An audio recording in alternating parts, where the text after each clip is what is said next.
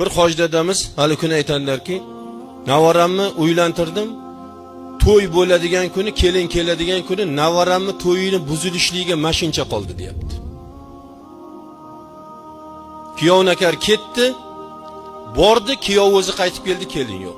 Qani kelin desak, men u qizga uylanmayman, deyapti deydi. O'g'lim navaramni so'kyapti, hozir o'qilaman, boshingni chopaman, qo'lingni sindiraman. O'ldirsangiz o'ldiring, dada, men uylanmayman, deyapti. Men ham gapiryapman, "Voy bolamsan, endi biz ham bobo bo'lib o'g'illarimizga gapimiz o'tgan bilan navaralarga o'tmas ekan gap", deydi.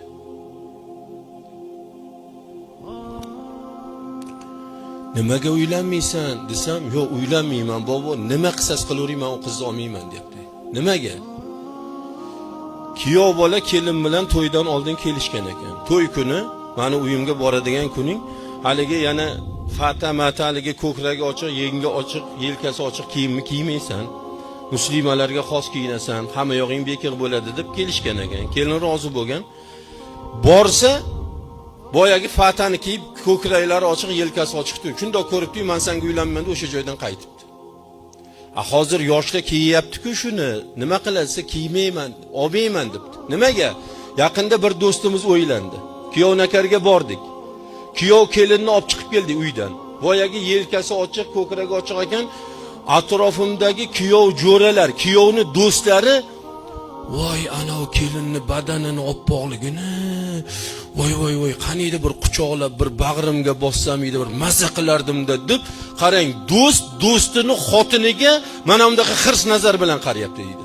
Men o'sha narsani ko'rib turib, quloqim bilan eshitib turib, men qandoq qilib nikohimga olgan xotinimni o'sha do'stlarga o'sha bo'ri nazar shahvat parastlarga men ko'rsataman. Qandoq qilib men erkayman deb, "Voz uylanmayman", deyapti deydi.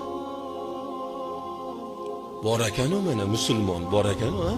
G'ayratlik, rashqlik yigitlar Xudoga shukr bor ekan-u.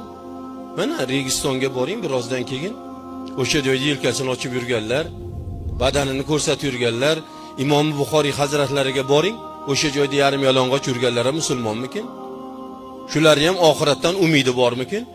O'sha uylanayotgan yigitlar ham erkakmikin?